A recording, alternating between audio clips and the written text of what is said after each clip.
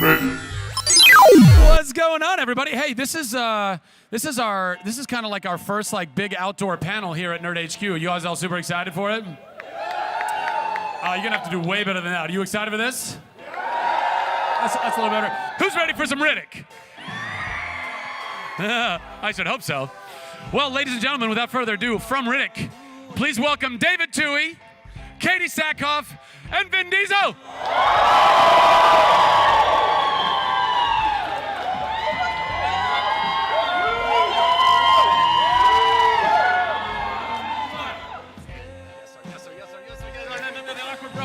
Everybody, let's give it up for these guys one more time.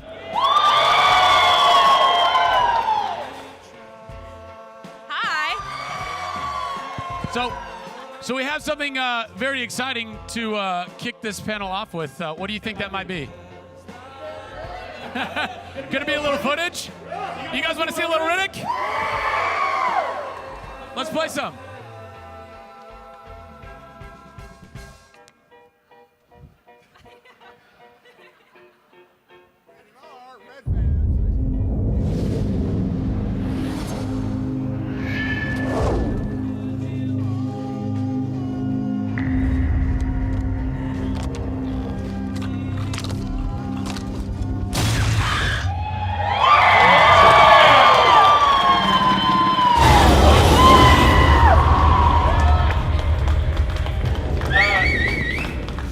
You just kicked a machete through some dude's face. That was pretty awesome. I'd like to do that one day. They wanted rated R. You asked for rated R, you have rated R.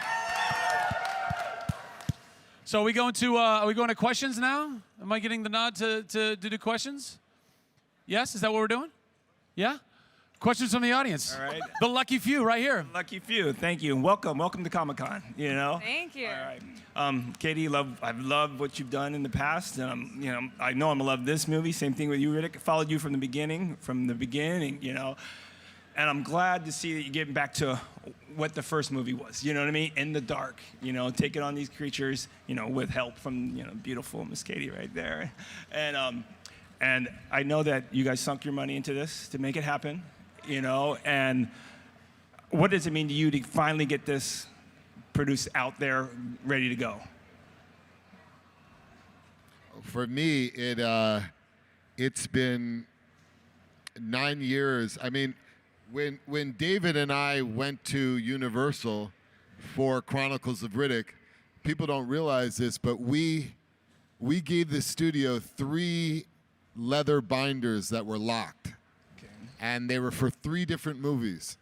And we only gave the head of the studio a key for the first binder. Okay. So way back then, we had dreamed of all the places that this mythology would visit. Okay.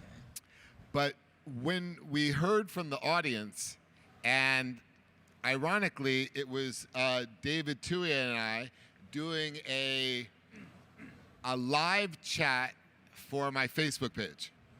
And the response came back overwhelmingly one-sided, which was, give us this rated R Riddick. Yeah, okay.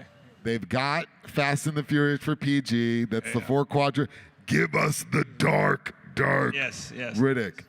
And that's somehow through, I guess, sheer willpower and being, I guess, economical or whatever, we were able to pull off this rated R movie, which is somewhat rare in Hollywood. Okay. Because, as you know, when we did the Chronicles of Riddick, we opened up the mythology, we expanded the mythology, but at a price. Okay. And that was the studio wouldn't release it, wouldn't release a rated R version of it because there was so much scope. So we really consciously wanted to return to that dark, pitch black, visceral core. And that's what's so exciting about seeing this trailer. All right, thank you. Thank you. I got one question for you. Marvel, huh? Can you give me a vision of what that was about? This is completely opened up. You give me a vision of what that is. of what Thanos is about. No, I'm not supposed to say anything. And So don't. Sorry, no spoiler alert. It's not going to happen. Next question. Great try, though. I mean, seriously, some balls on that guy. That's good. Ben, what's your vision on the next? Who's the next question? I'll do it. Hi, I guess that'd be you. Speak up, please. Good. This is for David, I guess. The budget for this movie was like $38 million. What was it like, or how hard was it to make a movie of this scope and scale on that little budget? Well, we do as much as we can with as little as we have. You know, the first Pitch Black was made for $22 million. Chronicle is probably, $100 million. Studio movie. When you do a studio movie at that level, there's a lot of focus groups. There's a lot of test screenings. There's a lot of opinion. The movie can tend to get homogenized. And while that's great for milk, it's not so good for movies sometimes, right? So we decided that if we're going to do it, let's do it closer to Pitch Black, have a little more creative freedom, go with the R rating, and just deliver on that level. We'll try to do less, but we'll try to do it better, right? So that was the hallmark of this, and that was the battle cry for this third film, Riddick. So yeah, we're about in that $30 to $40 million range, right in there. All right, thank you. Next question. Actually, I'm asking it for this gentleman over there. He wanted to know in this Can you please speak into the mic? Thank you. He wanted to know for this movie, which aspects of the Riddick character did you want to explore more? There's definitely something very therapeutic about playing this character. Because for someone like myself who likes to err on the side of positive, I have to go to a very dark place to play the character. And a very introverted, a character that's a recluse. So in preparation, I went up into the country, into the woods, and tried to associate with as few humans as possible. In part because David Twohy was doing something very courageous in this movie, and which when you see the movie, he does something in the first act where something you don't see that often in films nowadays. You've seen it. I mean, we were calling it the Jeremiah Johnson act, the Jeremiah Riddick act, because it's just a character on the planet battling the elements. And so that kind of being on screen that long with nobody else to work off of or to interact with called for somewhat of a recluse-like, woodshed-like process in becoming that character. Is that answering the question, kind of? And it might not have gone that way if we would have. We had another script initially. What David was saying was right. We initially had the Underverse story, which would have been so costly we never would have been able to make a rated R. So as we were punching through these ideas, we realized that Riddick was destined to make a detour, and that detour was going to put him at face-to-face with death. So we enjoyed taking this Alpha Furian and bringing him near death and watching him struggle to survive. Here's what's interesting about the Riddick character for this movie, though. That in this, he's almost an allegory for the franchise, because he, as king of the Necromongers, and we do have the Necromonger sequence in the middle of this movie that explains how he got from there to here, right? He becomes an allegory for the franchise, because there are some people that thought we overreached, we got too big, may have got too slow. In the same way, Riddick is thinking that about himself as king of the Necromongers. Did I lose a step? Did I get too fat? Did I get too complacent? Did I get too civilized? And then when he finds himself stabbed in the back, left on this world, left for dead, he views it not as a setback, but as an opportunity to prove to himself, yeah, that, you know what? Maybe I did lose a step, but now I can get it back. Now it's just me proving myself against this world, which is filled with tooth and claw, right? So if I can survive this, I can survive anything, and I can find the animal side again. So it's kind of cool that Riddick's character is an allegory for the franchise as a whole. And we like that. So we embrace that. We recognize that, and we embrace it. Good answer. Good answer. Who's next? Hi, I kind of have a statement and a question. First, I was at the panel earlier, and I got to tell you, I've been a Riddick fan for forever. But interacting with y'all and seeing you and just all that, you guys are so cool, and your intensity is awesome, and it makes me like, it takes my love on a whole nother level. So thank you for doing this for the fans. Yay, seriously, thank you. Like right now, I'm like, yeah, I feel you. And then the other thing, so it's interesting that you talk about being isolated and the character development for Riddick. I want to hear about the Space Wolf. Can you tell us a little bit more about that? The Space Wolf? Oh, the dogs? Space Wolf? Yeah. The jackals. The very loved character. And you haven't seen the movie yet? No. No. I'm talking about for the new one. There's a promo that the promo art. Yeah, with the dog. Yeah. We call it a jackal. It's referred to as a jackal in the movie, but it is Yeah. like a space wolf. Yeah. Then But- there's people that are way back there that probably need you to. Oh, sorry, guys. Sorry. I'm feeling. See how intimate I feel? It's like, yeah. Let's. Yeah, see- Can I have another drink? We were having a moment. It's okay, Vin. We were having a moment. We were I got having you. a moment. I got you. I apologize, saw guys, your for heart. those back there. All We were three of having a us. little small moment. I apologize. Thank you. Yeah, it's a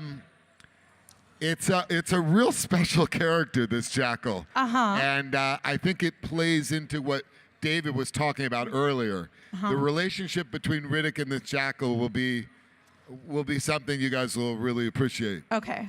And- For dog lovers. And it's in Everybody. keeping with, Hopefully. Riddick having that. He always has an affinity with somebody that's been beaten or is abandoned or left for dead in the way that you'll see in this movie. But we every time people have seen the movie, they walk out of that movie really in love with this jackal. So I think you're going to appreciate this. Thank you. I appreciate it. Hi. So I just wanted to say, Vin, I love Iron Giant. It's one of my favorite movies. And Katee, Battlestar is one of my favorite shows of all time.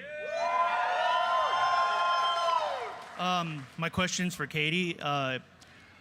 A lot of the characters that you pick seem to be like strong, independent characters. Is that something you seek out, or do they just come to you with those characters?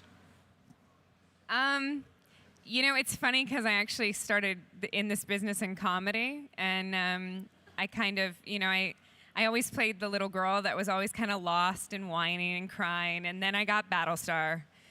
And all of a sudden, I was like the go-to tough girl. They're like, we need someone that can shoot a gun. Just hire Katee. It'll be fine. She'll figure it out. And I am drawn to the characters.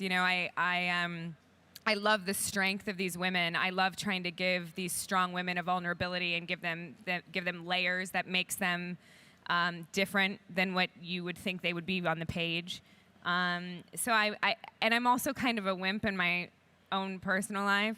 I tend to, I call it kvetching, but you might call it complaining a lot because I'm kind of a baby. So I do like to play these tougher characters because I find it reminds me, it takes me back to my roots of running around with like my brother and all his friends on a farm and being like a little tomboy. So, and I like to, I don't know, it's cathartic. I like to shoot guns and punch people in the face. Is that wrong? It's wrong. It's slightly wrong, but I'm saving a lot of money on therapy. So it's totally fine. Next, do we have another question? Oh, we're out of questions? We can't be out of questions. Katee, will you marry me? I'm kidding. Oh, wow. No, he has a question how right tough she in is. She front, was but you're posing- not by the microphone. What's your question? Yeah, my question was actually for Vin and for David, and that is the fact that since you did have the two different budgets, the first Pitch Black was sort of a nitty-gritty exploitation film that I loved, and then you went completely epic for the second one. So I know you were trying to get closer to the tone of the first film, but how much of the second film did you try to retain in that? How much of what happened to Riddick in that second film plays into this third film? I mean, it's a great question, and it's kept us up many a night. I mean, so much of the development process was dealing with that exact question because there's so many fans of Pitch Black, and there are so many fans of Chronicles of Riddick, and there's an age gap between the two. Anybody that's ever played a Death Knight in World of Warcraft knows what a fucking necromonger is and where they got the Death Knights from. Just to be real here. Just to be real here, guys. We're coming in easy. But, and so my point is, we love the mythology, and the trick was to maintain the chronology, the chronological order of this mythology, because as you know, if you've seen Chronicles of Riddick, we are eventually going to the Underverse.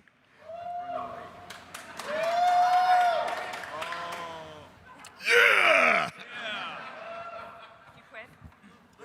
I've just been told we got 10 more minutes to open up questions for you guys. So I'm just going to go do what the lovely Katee just did, and I'm just going to bring down. So who's got a question right here in front? Right here. Vin, you seem like a guy who really dives into passion projects and puts all into what else passion projects are you looking forward to doing? You have coming up, you know? Good question. How does the world know my passion project better than I do? It's very funny that you say that, by the way, and I'm not supposed to say anything.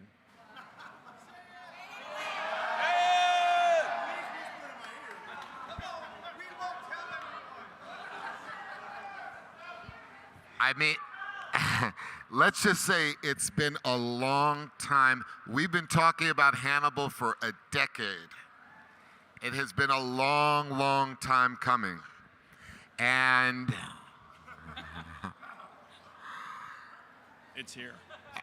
it's like, how do you say something without officially saying something? I think you just did, actually. Yeah, that's good. That's good. It was a very good birthday yesterday, put it that way. A very good, I felt like I was finally seeing the Alps because it's... Anybody else up here have a question right now? Yes, I see some hands back there. Hold on. Yes, ma'am. What would you like to ask? Right. This question's for Vin. I just wanted to find out. Hi. How you do a lot of your own stunts, and what do you do to train for all that? Kind of heard that. Yeah. What do you, for all your own stunts that you do, because you're awesome, what do you Right. do to train for all that? It depends on what role I'm playing. For the Riddick character, it was more about core strength. So I was training this core strength regiment with some UFC fighting friends that I have. Each role is different. Each role calls for a different kind of training. Obviously, when you're playing the Dom Toretto character, you have to start weeks in advance actually doing stunt driving, so you can imagine how to weave in and out of traffic, how to take your car and do a 180 or a 190 into a camera without killing the crew. All those things you have to work on. In terms of doing my stunts, I feel like I'm at the age now, maybe because I have kids, where I'm realizing I might do too many of my own stunts, and I have to be a little bit more responsible so that I could deliver movies beyond the movie I'm making. Yeah, I started acting in New York, as you know, and I guess I always felt like the character I'm playing, I should experience some of what that stunt feels like to, as an actor, continue out of the stunt while playing the character, if that makes any sense. I felt like and it started with Triple X. I was doing all these crazy things on Triple X and justifying it to my mother, who thought I was crazy, telling her, but this is my process. How am I supposed to go, yeah, I live for this shit, if I don't do it? So, but the answer to your question is, now that I have little angels, I'm trying to be a little bit more responsible. Any other questions up here? Yes, right there. You, sir. Hi. I love all you guys. How was working with all your coworkers? On this movie, it was incredible working with my co-actors. I was very lucky that we had such a strong ensemble. When you see this movie, you'll see it's actually a trademark of David Twohy's to put a bunch of different characters in a room, shoot everybody's reaction somehow, and kind of tie it into the story. It's you see from Katee, when you see her in this film, your love for her is going to soar, continue to soar. Matt Nable did a great job. Bokeem did a great job. David Bautista, by the way, some of the clips from this movie were shown to Marvel, and he's going to be in Guardians of the Galaxy. That's a testament to, I guess, everybody's commitment. That's always a good thing for me as an actor, as a producer, to walk on this set and see everybody invested and owning their character to the degree that while they're not shooting, they're discussing the relationships between each character to further develop the relationships of the cast. It's just really blessed. One of the things I'm really proud of is the cast in this movie. Batista's a real sweet dude as well. He's an incredibly kind guy. Great guy. Yeah, a gentle guy. He's incredibly hard to look at, though. Totally hard to look at. Yeah. That's a chick thing, guys. That's a. I'm sorry. That is a girl thing. That's a kid. I'm like, oh my God, you should see his muscles, and he was so cute. I think we got time for maybe one more question. One more question. I like you in the hat right back there. Yes, sir. Go ahead and squeeze up there. Hi, guys. Big fans of you all. You're all awesome.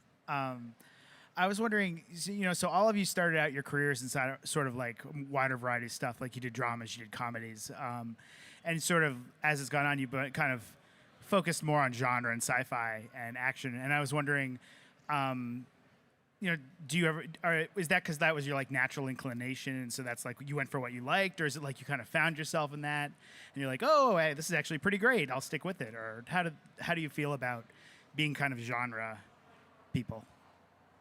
Well, for me, I was initially very conscious of getting pigeonholed into action. I did a movie with someone named Sidney Lumet. I did a film called Find Me Guilty.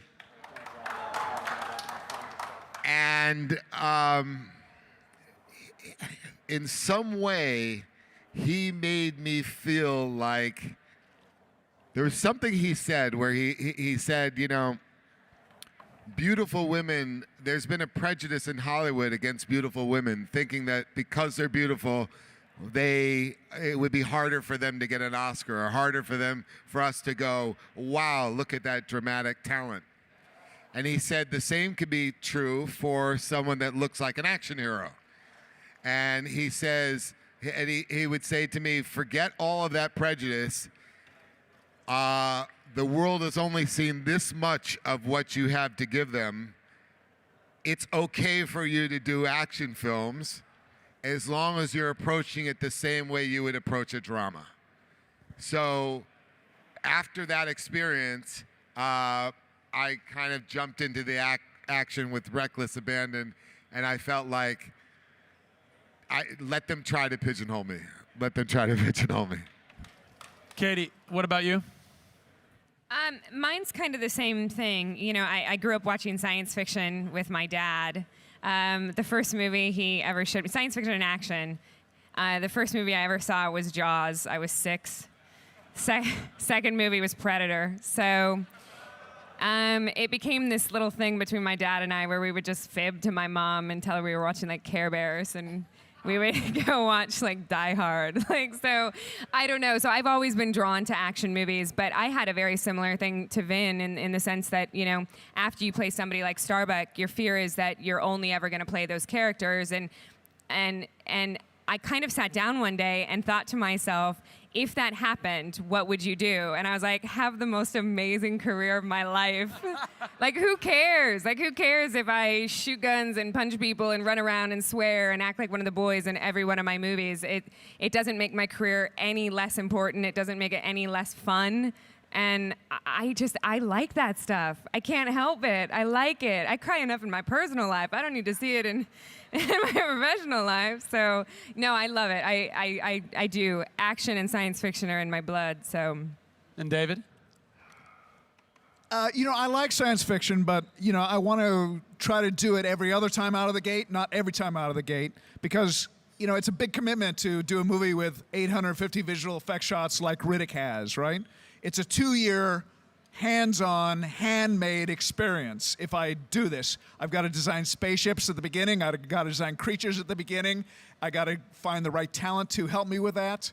And then I've got to nurture it all the way through the pre-viz stage to the post-viz stage, and hopefully it turns out well on the screen. So it's a big time commitment, as opposed to something like if I knock off a little thriller, a little twisted thriller like Perfect Getaway in between, I like that. I like that because it's almost a sorbet film for me.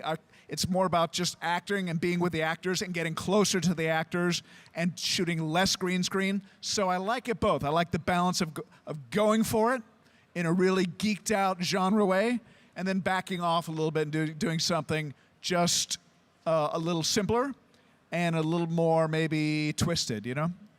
If you guys don't mind, I'm not in Riddick, so I'm just but if I could offer just one sentiment, which is, I think working in sci-fi and fantasy and genre is part of the reason why I enjoy it so much is because of you guys, because there is not like a comedy con, there's not a drama con, maybe there is, I've never heard of it, but genre and sci-fi and fantasy is you guys. You guys love that stuff, and we love being able to bring that stuff to you, and the passion that you give us for the stuff that we get to make it's unparalleled. So thank you guys so much for coming here today. Let's hear it for David and for Katee and for Vin. Make sure you all go see Riddick when it comes out. Thank you guys so much for coming today. Thank you, thank you. Let's clap them off the stage, everybody. Keep giving them love. Keep giving them love.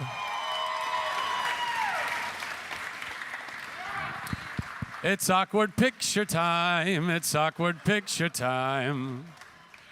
Come on, keep it going, keep it going, keep it going. Woo! Thank you guys again so much for coming to Nerd HQ. I hope that you will continue. Oh, yes, sir. Here. I just want to say, when you see this Riddick, you are going to write to David Twohy and say thank you because he kicked ass directing it.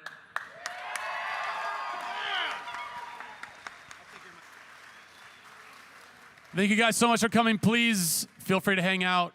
We got video games and stuff to play with and things to drink and eat and all that.